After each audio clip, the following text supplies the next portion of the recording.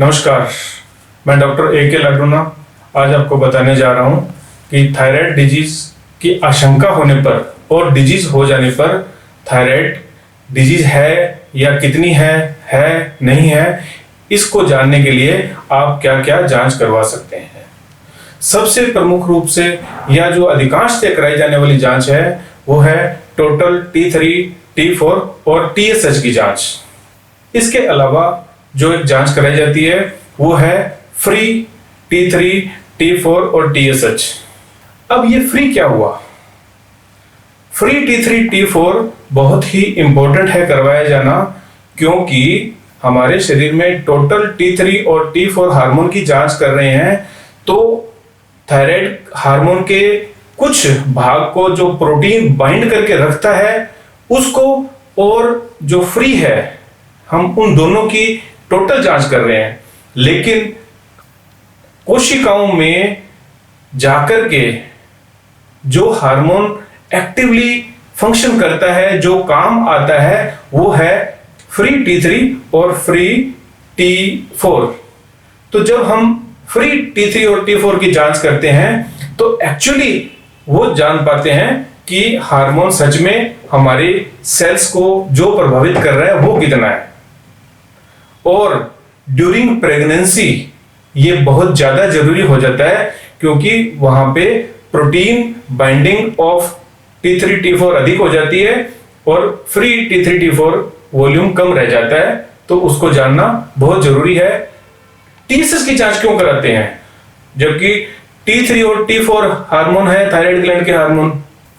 TSH की जांच हम इसलिए कराते हैं कि जो थायराइड स्टिमुलेशन है वो हमें पिट्यूटरी ग्लैंड से मिलता है, और वो मिलता है थायराइड स्टिमुलेटिंग हार्मोन के रूप में। जब TSH लेवल अल्टर हो गया है, चाहे वो ज्यादा हो गया है और चाहे वो कम हो गया है, इट मींस कि थायराइड ग्लैंड एप्रोप्रिएट फंक्शन नहीं कर रहा है और T3 और T4 के अंदर वेरिएशंस आ जाते हैं।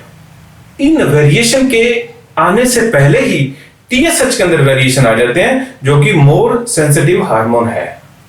लोग अक्सर ये सवाल पूछते हैं और जानना भी चाहते हैं कि T3, T4 और TSH हार्मोन को जांचने के लिए ब्लड सैंपल कब दें।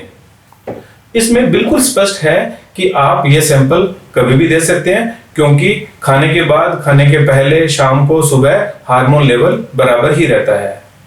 जब भी आपने कोई दवाई चेंज की है, डोज को बढ़ाया है, घटाया है, तब कितने दिन में इफेक्ट आ जाएगा ये भी जानना जरूरी है।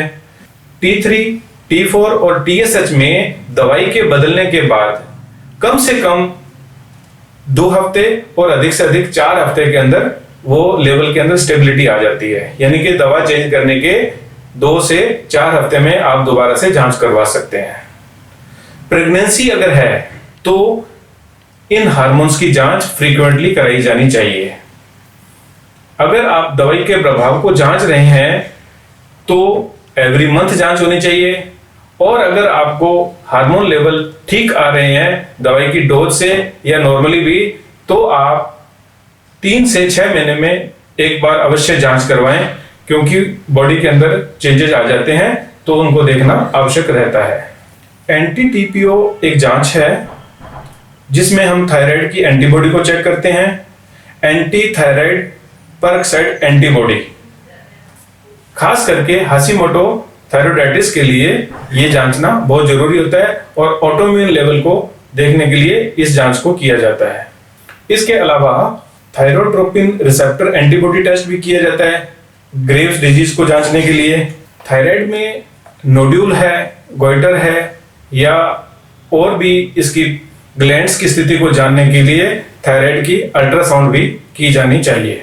थायराइड की जांच बहुत आवश्यक है, क्योंकि थायराइड के सिम्टम या तो बहुत ही माइल्ड होते हैं, और जो भी सिम्टम होते हैं वो केवल थायराइड इलनेस में होंगे ऐसा नहीं है, क्योंकि अन्य बहुत सारी कंडीशंस ऐसी हैं जिनमें हाइपोथायराइडिज्म या हाइपरथायराइडिज्म जैसे सिम्टम्स मिलते हैं। तो थायराइड इलनेस है या नहीं है, इसको हम क्लिनिकली अच्छे से जांच नहीं सकते, इन्वेस्टिगेशन करवाना अत्यंत आवश्यक है। एक और बात मुझे याद आ गई कि जब कॉन्ट्रासेप्टिव पिल्स लेडीज ले रही हैं फीमेल ले रही हैं तो उनको सिंपल T3 T4 जांच कराने से काम नहीं चलेगा, उनको फ्री T3 T4 जांच करानी चाहिए। आशा है थायराइड के इन इन्वेस्टिगेशंस को आप जान के थायराइड के इन्वेस्टिगेशंस के बारे में एक अच्छी राय कायम करेंगे और आप अपने थायराइड केयर को अच्छे से मैनेज कर पाएंगे।